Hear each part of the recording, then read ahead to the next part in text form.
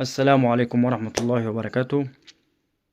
أعزائي المشاهدين، لايك وشير بعد إذن حضراتكم، واشتراك في القناة، ونصلي على النبي في الكومنتات.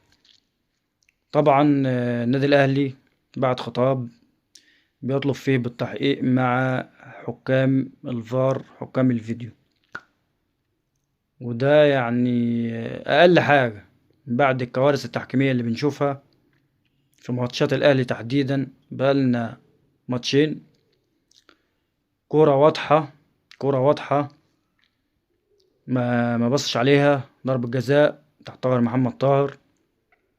بص عليها، بص عليها وارجع قول مش ضربة جزاء، حتى يعني على الأقل تبقى بصيت عليها.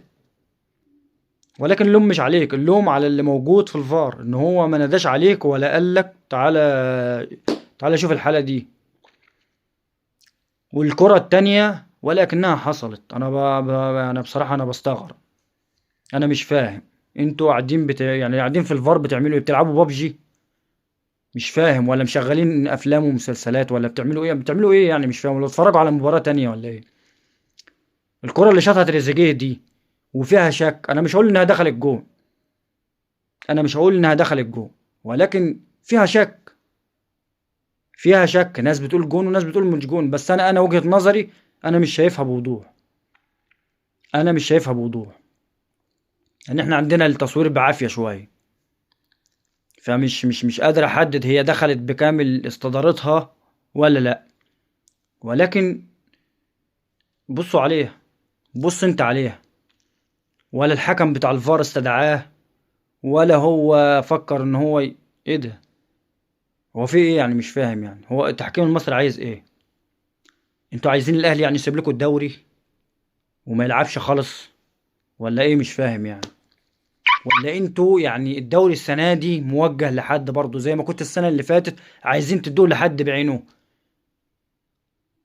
ولكن ربنا مرضيش بالظلم. زي واحد برضه طالع يقول لك التحكيم ومش يا عم تحكيم ايه يا عم؟ يا عم تحكيم، هو انت بتشوف ماتشات تانية؟ يا عم انت بتشوف ماتشات تانية؟ تتفرج على ماتشات الزمالك وتتفرج على ماتشات الاهلي وتقول الاهلي بقى الاهلي بيساند التحكيم؟ يعني الواحد مش عارف يتحاسبن عليك ولا اللي يقول ايه، بس مش فاهم. هو انتوا دماغكم دي يعني؟ يا جدعان دي كوره، دي كوره كده ملهاش اي 30 لازمه. انتوا بتعملوا ايه؟ يعني مش عارف بقى بتنافقوا ليه يعني؟ مش فاهم.